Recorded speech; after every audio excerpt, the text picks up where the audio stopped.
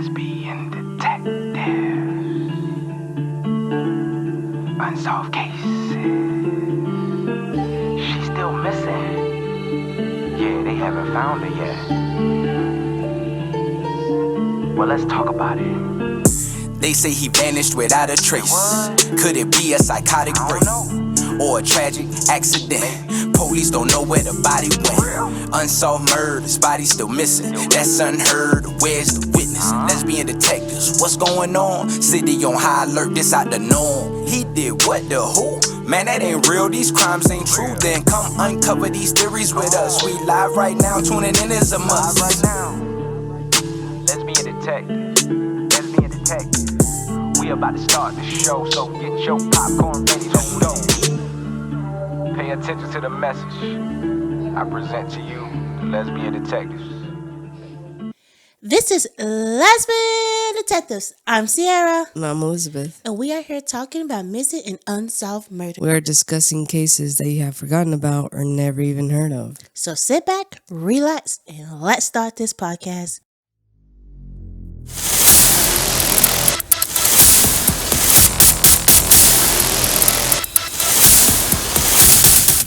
Welcome back, everybody, to a new episode on a new week. And I know, we were not here last week. Guys, we came in for vacation and we just couldn't do it. I didn't have a day off. Time I got back, I went to work the next day. And then my wife, she had to do the garden because, we got in trouble by HOA. And they were like, y'all need to fix your garden. This is the last day. It was out of town. So we just couldn't find the time to record, and we got sick on our vacation too, so it was a lot, guys. We was going to do a lot, but thank you all for being so understanding and still listen to our podcast. I know, but we're back, and I did have a fantastic vacation, even though I was sick. I got sick the first 2 days, and then you got sick the last couple days, so Mexico was mad at us. I don't know why. And now I'm sick again. Yeah, we need to start doing more vitamins, because we take our vitamins, but we need to do more vitamins, some more. If you have any suggestions on how we cannot get sick as much as we do, please let us know. We take vitamins, guys. We sometimes eat healthy. We're trying, but we're not succeeding. But I had a good birthday, and thank you all for the birthday wishes. My wife is next, and she learned on our vacation that she loves to do adventure stuff. So she learned something new about herself. And I'm rocking the shirt. If you guys are on our YouTube page, you'll see that I'm rocking the shirt. I love getting shirts on vacations and keychains. I learned that you're a vacationer and I'm more of a traveler. Mm-hmm. I would do 2 activities. So we kind of butt heads. I would do 2 activities, but then I want to go to the bar and I want to dance on the tables and stuff, which I did. And I want to drink. And I'll give you activity. I'll give you 2, but let me go have fun afterwards, sometimes you need to relax. Lounge. Yeah. It's not fun. It is. I would do a poll.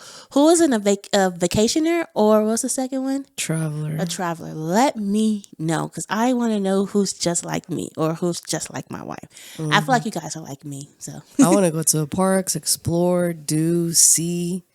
And you're like, no, I got to take a break. I want to just sit back on the pool. And I'm just like, no. But I did that stuff. And I only went to the pool one day for half an hour. So much to see, so much to do.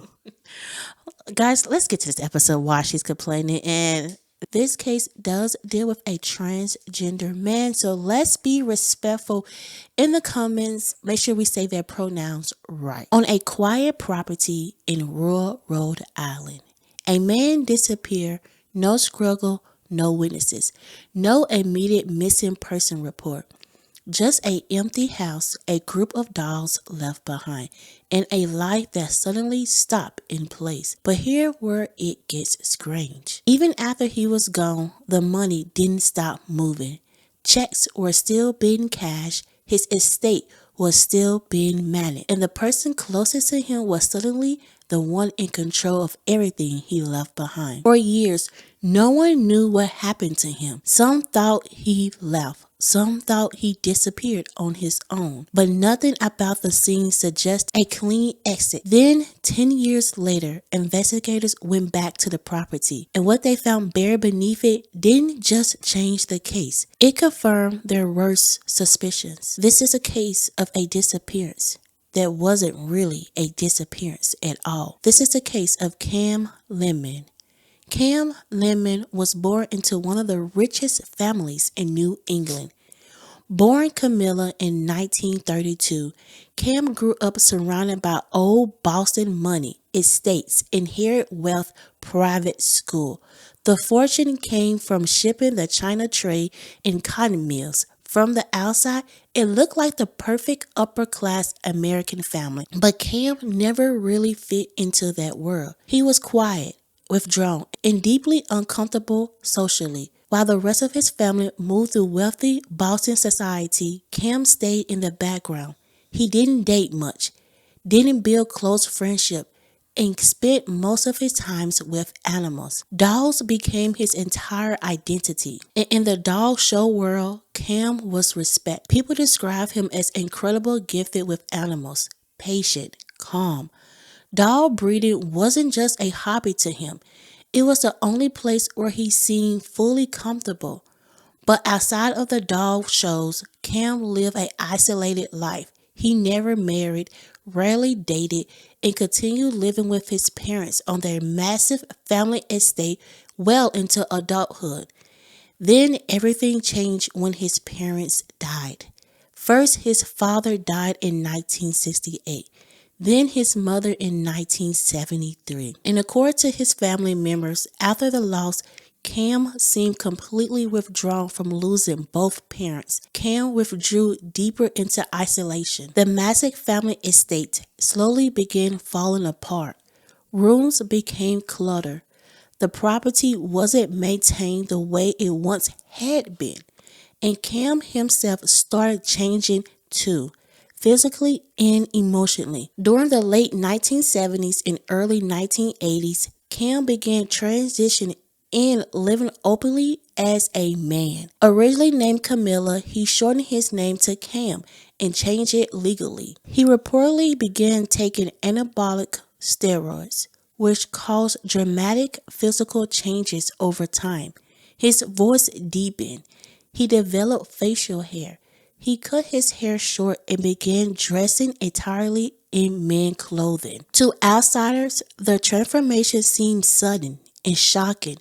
But according to his sister Mary, the family eventually accepted it. They understood this was who Cam wanted to be. Still, around the same time, Cam's behavior became extremely erratic. He became paranoid and deeply distrustful of people.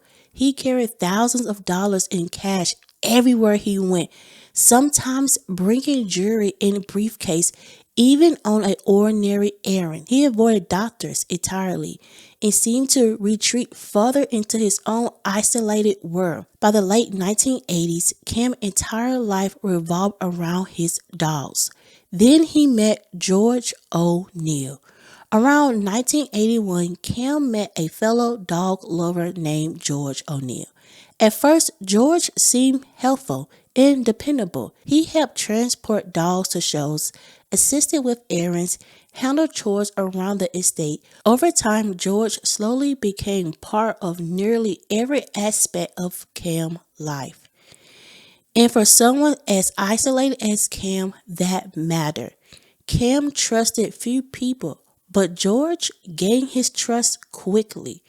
Soon, George was managing bills, helping care for the property, feeding and showing the dogs, and handling day-to-day responsibility. Eventually, he became more than just an assistant. He became Cam's closest companion and caretaker. Some investigators later believed George was quietly taking control of Cam's life long before anyone realized it. As George became more involved, Cam became increasingly detached from everyone else. Family members saw him less and less. At the same time, George's role in Cam's financial became much larger. In 1984, Cam sold the family estate and moved to an isolated 40-acre property in Rhode Island. George helped arrange the move. The property was isolated, wooded, and far away from neighbors. According to investigators, this was around the same time George gained even more control. Sometime during the summer of 1987, Cam vanished. And what makes this case so strange is how little immediate concern there seemed to be. According to George O'Neill, he and Cam had argued over the phone one night in July 1987, supposedly about the dogs. George later claimed that when he arrived at the property the next day, he found the dogs unattended, the phone ripped from the wall, and Cam gone. No note, no luggage, no confirmed sightings, nothing. But what made the situation truly strange was George's reaction afterward. He never reported Cam missing, he never contacted the police, and he never informed Cam's family that he had disappeared. Instead, life seemed to continue as normal. Months passed before the family realized something was wrong. The first major red flag came that Christmas. Every year, without fail, Cam mailed Christmas cards to relatives and friends. But in December 1987, no cards arrived. Then another disturbing detail emerged. Checks from Cam's trust fund were still being cashed after his disappearance. But instead of being signed by Cam, the checks were being deposited into a Rhode Island bank account connected to George O'Neill. At that point, the family contacted authorities and hired private investigator Charles Allen to look into the case. And once Allen started digging, the situation became far darker. George claimed he believed Cam had gone to Europe for gender reassignment surgery, a story investigators immediately questioned. Cam hated doctors. Family members said there was little chance he would voluntarily undergo a major medical procedure. And more importantly, everyone close to him agreed on one thing: Cam would never abandon his dogs. Meanwhile, George's behavior only deepened suspicions. He refused to allow investigators to fully search the property. He began showing Cam's dogs in competitions as if they belonged to him.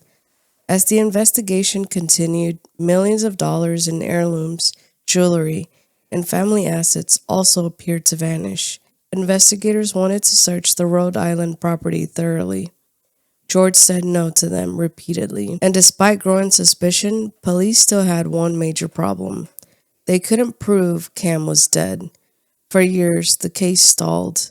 Until 1997, 10 years after Cam disappeared, the Rhode Island property had a new owner. One day, the owner noticed a terrible smell coming from the septic system near the house. Workers were called to investigate what appeared to be a plumbing issue. Instead, they made a horrifying discovery. Human remains were found inside the septic tank. Dental records later confirmed the remains belonged to Cam Lyman. Investigators were stunned. For nearly a decade, Cam's body had been hidden in the same property where George O'Neill had continued living and managing the estate. The medical examiner officially ruled Cam's death a homicide, and suddenly investigators believed what many had suspected for years: Cam had likely never left the property alive. After the discovery of the body, suspicion around George O'Neill intensified dramatically. Investigators believed his actions before and after Cam's disappearance were deeply suspicious. He never reported Cam missing. He controlled Cam's finances. He benefited financially from Cam's disappearance. He resisted searches of the property. He had spent years using Cam's money and showing Cam's dogs as his own. Still, prosecutors faced a major issue.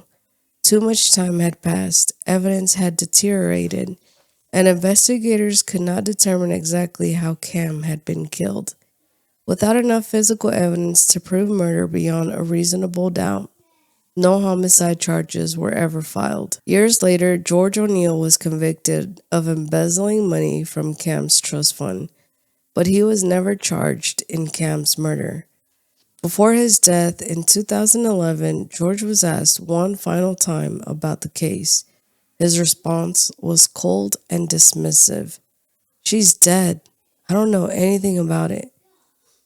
And with that, one of the strangest true crime mysteries in New England remained unsolved. For Cam's sister, Mary Lyman, the story never became just a case file or a headline. Mary had watched her brother transform over the years, from Camilla, the quiet child in a wealthy Boston family, into Cam, a deeply private man who lived almost entirely through his dogs. She was one of the few family members who stayed connected to him through the years. She knew about his isolation. She saw the changes after their parents died. And even when Cam became increasingly withdrawn, she still tried to maintain some connection. When Cam disappeared, Mary was one of the first to feel that something was truly wrong. The missing Christmas card wasn't just a detail, it was a pattern breaking, something Cam never did. And when the truth finally came out years later, it confirmed her worst fears in the most horrifying way. Cam hadn't left. He hadn't started a new life. He hadn't simply walked away from everything. He had been there all along, right under the property. Mary lived long enough to see the case formally acknowledge what happened to her brother, but not long enough to see anything resembling full justice. She passed away in 2018 at the age of 91. With her death, another direct link to Cam Lyman's life was gone. Someone who remembered him before the isolation, before the transformation, and before the disappearance that turned into one of New England's quietest and most unsettling unsolved murders.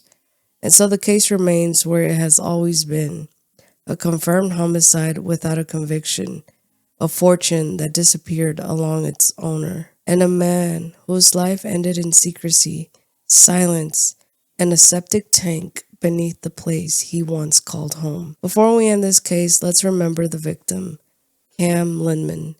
Cam wasn't just a missing person or a name in a case file.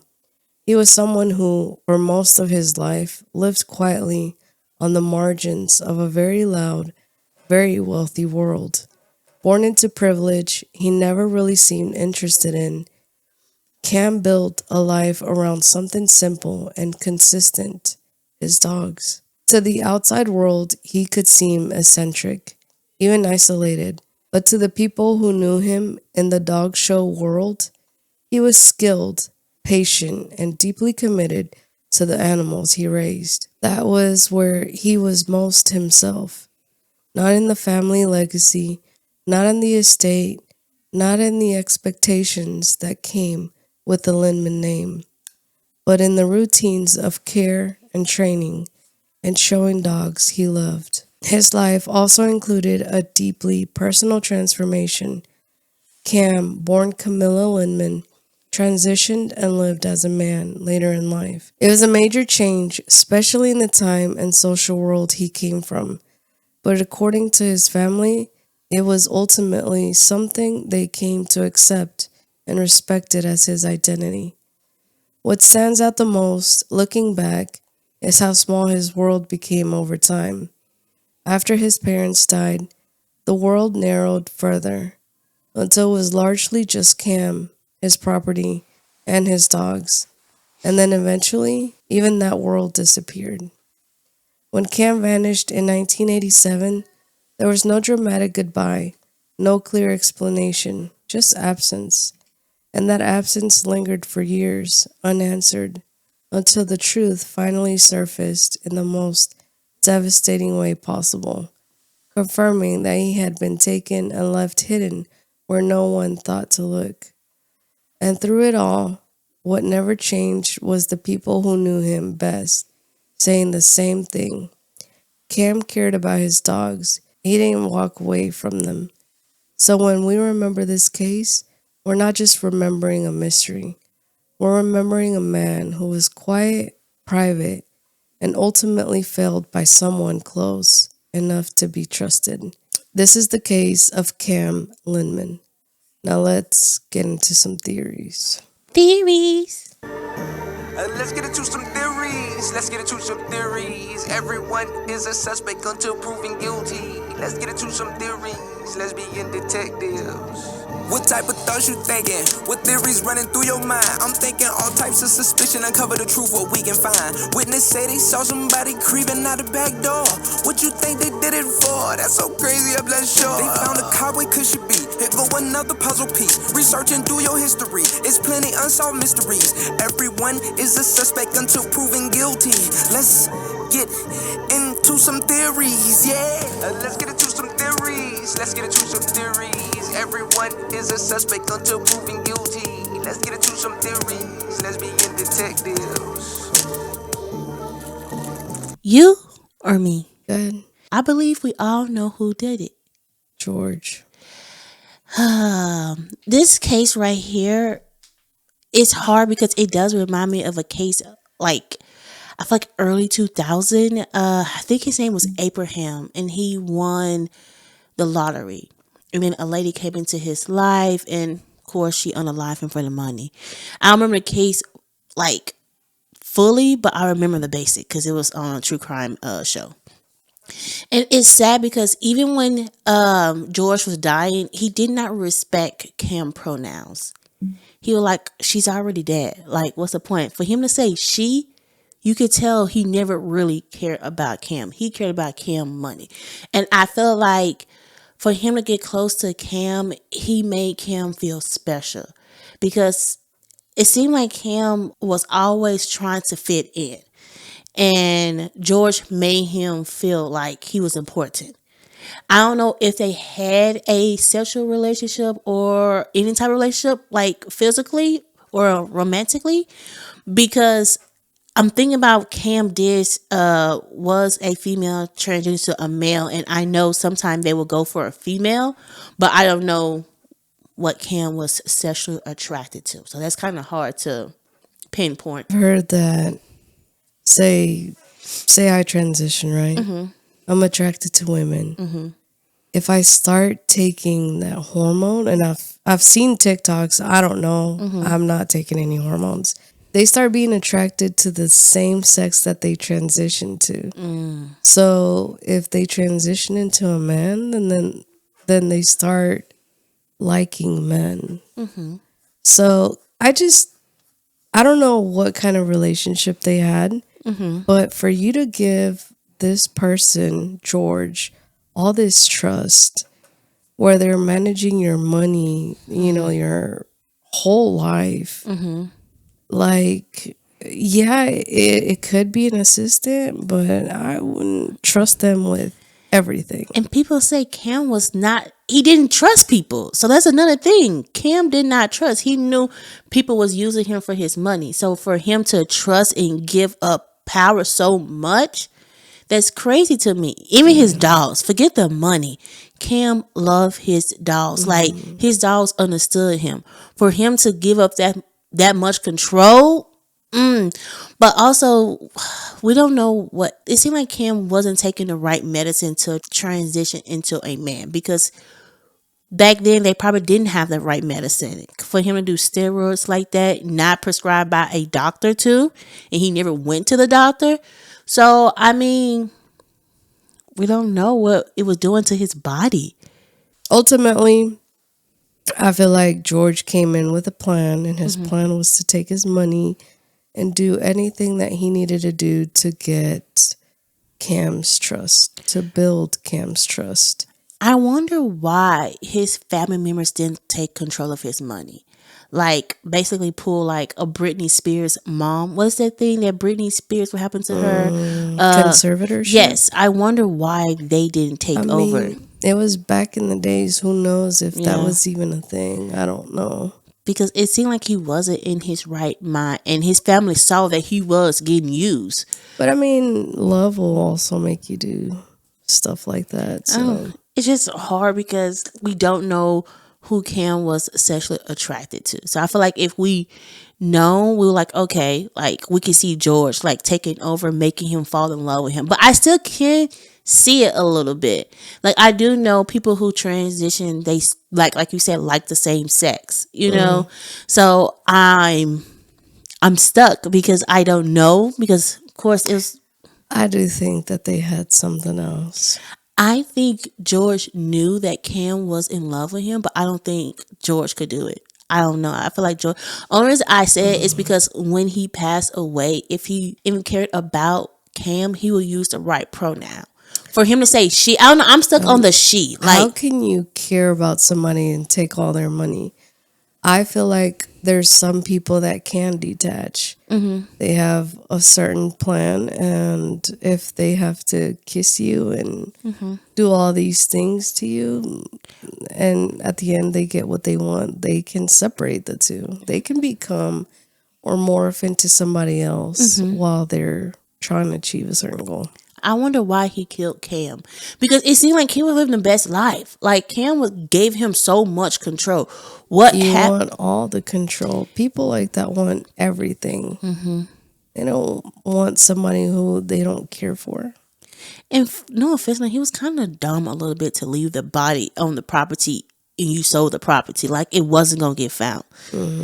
But even though it's sad that the police say that they didn't have evidence, I feel like they really could have convicted him. Let's be honest. Like you found the body of this man. Like, but it probably was hard. But back then, I don't know. I'm just stuck why the police never charged him. Even though they said, oh, we don't have evidence. What's the evidence? But I mean, you kind of have to look at it with their eyes. They didn't really care for people that were queer. Yes, this person had a lot of money, but it was a minority. It was somebody who was queer. People are not gonna, or back then at least, they weren't really gonna spend the time looking for somebody or finding justice for someone like that. Right. I agree. Yeah, I mean, it's just hard. Yeah, I agree. Like I'm just stuck because he did have money. Like they had a lot of money for them to be like one of the richest families, and they really didn't look into it and solve that murder.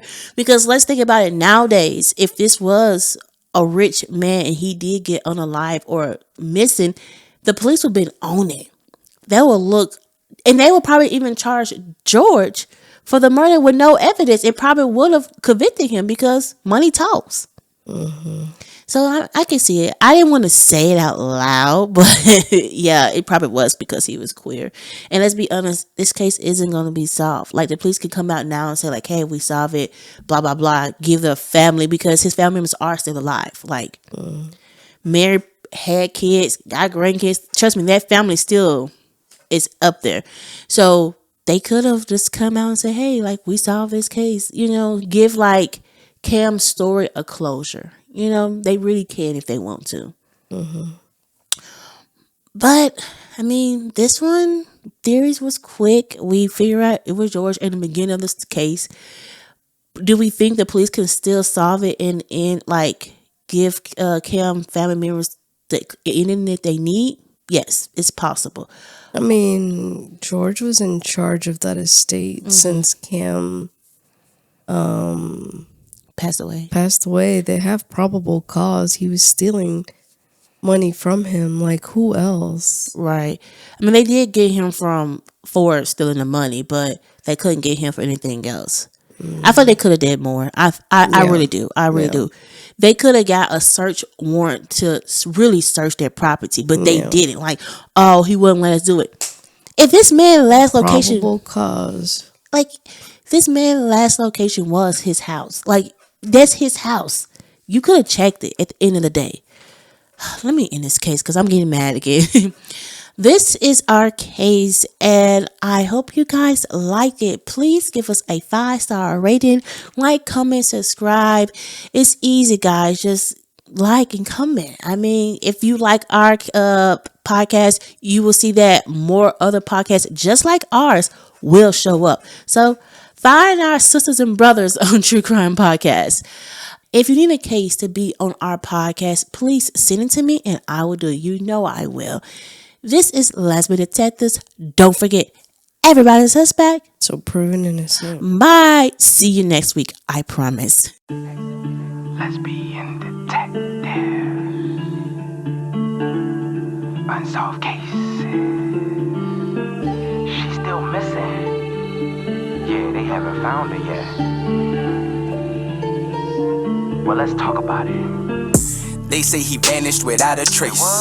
Could it be a psychotic break or a tragic accident? Police don't know where the body went. Unsolved murders, body still missing. That's unheard. Where's the witness? Lesbian detectives, what's going on? City on high alert, this out the norm. He did what, the who? Man, that ain't real, these crimes ain't true. Then come uncover these theories with us. We live right now, tuning in is a must. Right now, Lesbian Detectives. Lesbian Detectives. We about to start the show, so get your popcorn ready, let's go. Pay attention to the message I present to you, the Lesbian Detectives.